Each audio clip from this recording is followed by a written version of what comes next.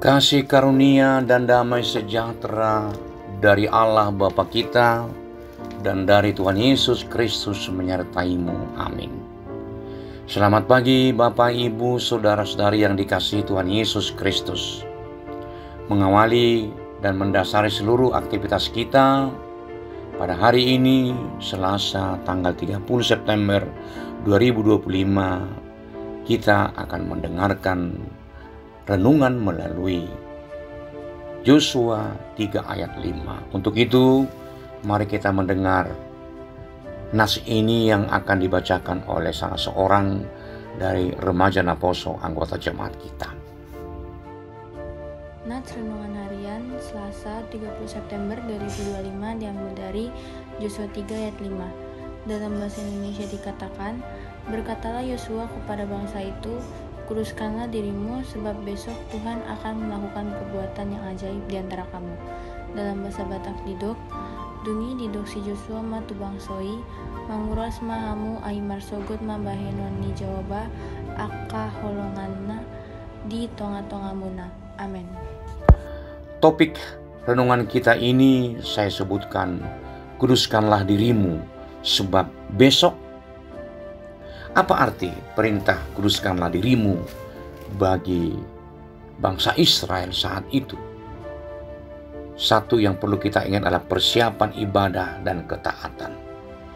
Perintah untuk menguduskan diri dalam bahasa Ibrani, kadosh, dalam perjanjian lama, sering kali berarti pemisahan diri dari kenajisan, baik secara ritual maupun moral, sebagai persiapan untuk mendekati hadirat Allah atau menyaksikan tindakannya yang kudus dan ajaib. Ini termasuk mencuci pakaian, menjauhkan hal-hal duniawi, dan menertibkan diri secara rohani. Yang kedua juga pengakuan kedaulatan Allah. Dengan menguduskan diri, bangsa Israel mengakui bahwa peristiwa yang akan terjadi besok, yaitu penyeberangan sungai yang mustahil, bukanlah hasil dari kekuatan militer atau strategi manusia, melainkan pekerjaan ajaib atau mukjizat dari Tuhan. Mereka harus bersih agar layak menjadi saksi dan penerima mukjizat Allah. Kekudusan adalah tiket masuk untuk menyaksikan dan mengalami kuasa ilahi. Yang ketiga juga langkah iman sebelum melihat. Mereka diperintahkan untuk menguduskan diri sebelum melihat air sungai Yordan terbelah. Mereka harus taat dan mempersiapkan diri atas dasar janji, bukan atas dasar apa yang sudah mereka lihat. Kekudusan adalah bentuk iman yang diwujudkan melalui tindakan penyerahan. Sungai Yordan yang meluap adalah simbol masalah besar yang menghadang. Perintah untuk menguduskan diri adalah panggilan untuk fokus pada status rohani mereka daripada pada situasi fisik di depan mereka. Saudara-saudari, Bapak Ibu yang dikasihi Tuhan Yesus Kristus, perintah Yosua 3 ayat 5 ini tidak lekang oleh waktu. Dalam hidup kita saat ini, kita sering dihadapkan pada berbagai persoalan hidup yang terbentang tanpa terlihat sisi penyelesaian, seperti sungai Yordan yang meluap. Apa itu masalah keuangan, masalah sakit penyakit yang tidak sembuh-sembuh, tantangan karir, konflik dalam keluarga, atau keraguan iman kita.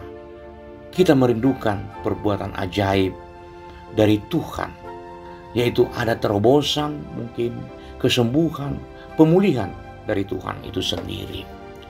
Namun firman hari ini mengingatkan kita tentang prinsip ilahi. Kekudusan mendahului keajaiban. Bagaimana kita menguduskan diri kita pada hari ini? Ada beberapa hal yang perlu kita ingat. Satu, menguduskan diri berarti kita memisahkan diri dari kenajisan, yaitu kenajisan dari hidup rohani kita. Ini bukan lagi soal mencuci pakaian secara fisik, melainkan mengevaluasi dan mengakui dosa.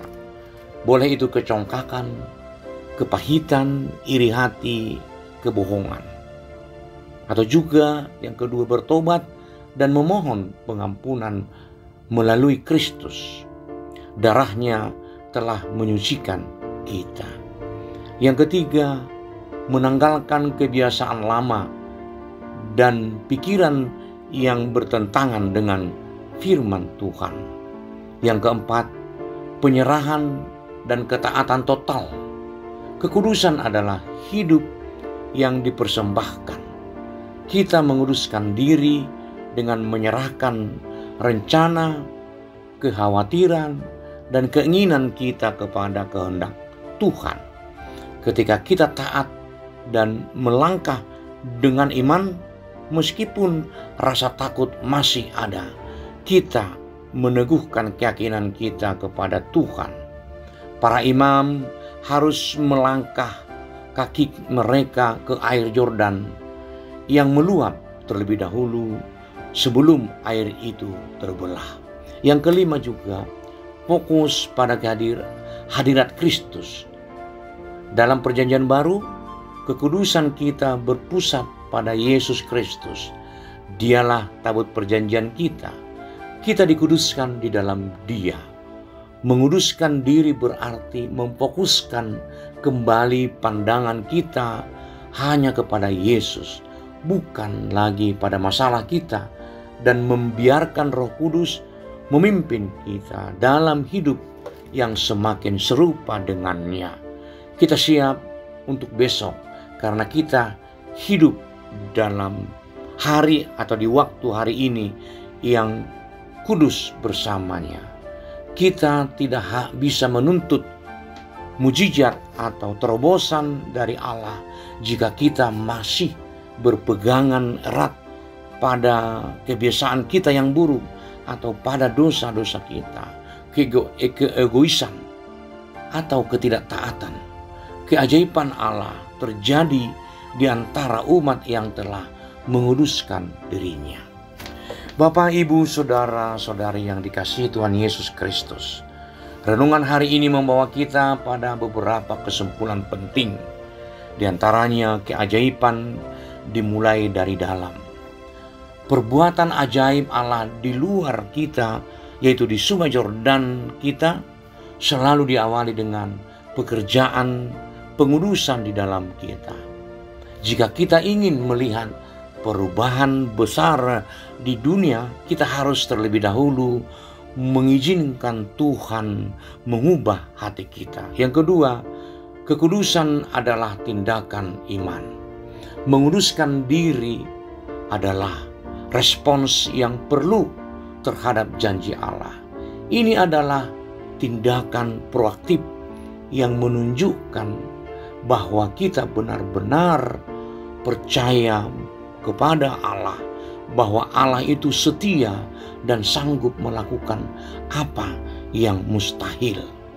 Yang berikut, persiapkan dirimu hari ini.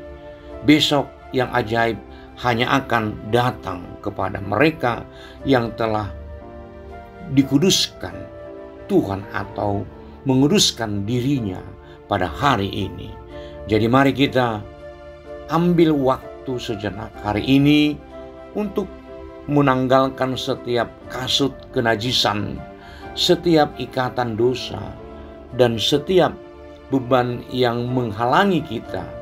Bersihkan hati kita dan perbaharui pikiran kita, dan persiapkan diri dalam ketaatan kepada Yesus. Sebab ketika kita menguduskan diri, kita menempatkan diri pada posisi yang tepat untuk menyaksikan dan mengalami perbuatan yang ajaib dari Tuhan dan di dalam kehidupan kita. Amin. Mari kita berdoa. Bapa Surgawi yang kami sembah dalam nama Yesus Kristus, kami puji Engkau Tuhan atas waktu kehidupan yang sudah Engkau berikan bagi kami hari ini. Kami akan melangkah dengan keyakinan bahwa hanya dengan pertolongan-Mu dapat kami lakukan, hanya dengan kuasa-Mu dapat menguduskan diri kami, memperbaharui hati dan pikiran kami, sehingga kami dapat melangkah melihat perbuatan-Mu ajaib di setiap langkah kehidupan kami. Ampuni Tuhan dosa dan kesalahan kami, agar kami layak menerima berkat-Mu. Amin.